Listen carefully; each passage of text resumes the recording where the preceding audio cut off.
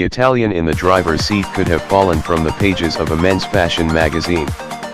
Perfectly tailored suit, meticulously cropped hair, runway gaze everywhere he looks. As he races through Valencia, Spain, he turns another roundabout into a shallow chicane, powers down the straight, and grabs the next gear with fingers wrapped in a leather driving glove. Avicii's sugary club pop blinks out the soundtrack to a scene so stereotypically Italian, so perfectly Lamborghini.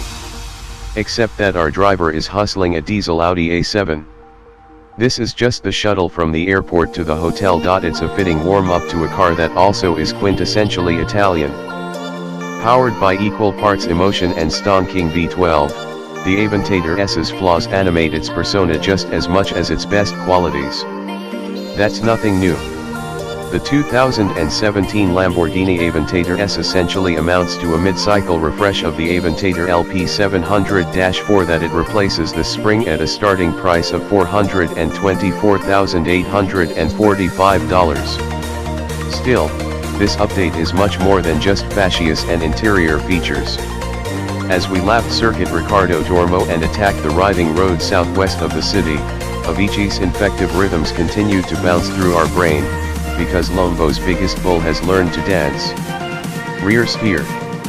The newfound dexterity stems from a rear wheel steering system that can nudge the rear wheels up to 1.5 degrees in the opposite direction of the fronts during low-speed maneuvers. It chops the amount of steering input required from the driver, a fact that's especially prominent in hairpin curves and in parking lot maneuvers, where it makes the difference between rolling your wrists and crossing your arms.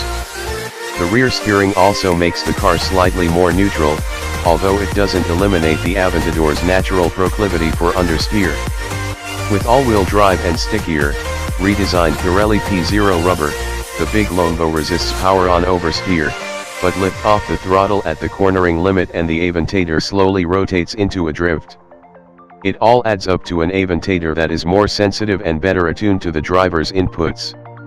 The rear end wriggles under hard braking, the steering issues more immediate commands, and the throttle wants to be tickled just so through the corners. Within a roughly 15 miles per hour window around the 80 miles per hour mark, the rear wheels transition to steering in phase with the fronts up to 3.0 degrees to enhance stability.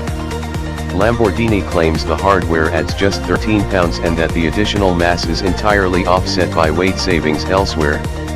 An actively variable steering ratio, for the front wheels, and magnetor-helical dampers are standard.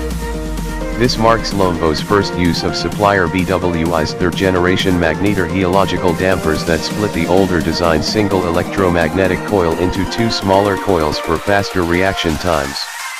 Strata, Sport, and Corsa driving modes are joined by the new Ego setting, a customizable position in which the powertrain, steering, suspension, and stability control modes can be individually configured. None of those modes would be described as a comfort setting. Every crack, bump, and pebble that perturbs the short travel, pushrod suspension reminds you that you're driving an unapologetic brute. 12-cylinder flamethrower. So does the 6.5-liter V12, now turned up another 39 horsepower to 730. The added power comes from tuning tweaks to the variable valve timing system and the variable intake manifold, plus another 150 RPM at the top end. At speeds up to 8,500 RPM, the 12-cylinder sinks through a retuned exhaust that wails louder at full wood and cracks harder on overrun. When they're not spitting flames, the exhaust pipes provide a periscope's peep into the cherry glow of a V12 run hard. The Aventador's Achilles heel remains the automated manual transmission that delivers painfully long pauses between the violent lurches that accompany every upshift. Lamborghini might have included a dual-clutch automatic gearbox as part of this update, except that there's no room for a wider transmission. Even though the Aventador is roughly as wide as a garbage truck, the narrow tunnel between driver and passenger where the transmission is housed limits Lamborghini's options.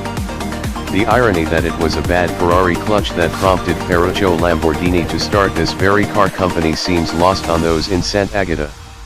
Jets, snakes, spaceships. Lamborghini's head designer cites fighter jets, venomous snakes, and spaceships as his team's inspiration, leaving him just one naked woman shy of completing the ultimate design cliché. That said, this isn't just the usual design school fluff. There are actual fangs in the new front-end graphic. A single Aventador wears more half-hexagon air intakes than $1 billion worth of US Air Force hardware. We're not exactly sure where spaceships fit in, except that, in person, a Lambo is still a freaking spaceship compared to all other cars. It's not just the angles and wedges and hexagons, okay, maybe it mostly is about that. But it's also the basic proportions, the impossibly low roofline, the arrowhead wedge of a nose, and the imposing presence of the business end that boxes the V12. Of course, that translates to cramped headroom, a forward view directly into the windshield header for tall drivers, and rearward visibility that's basically non-existent. But you're in a Lambo. You buy it not so you can look out at the world, you buy it so the world can look at you. And look they will.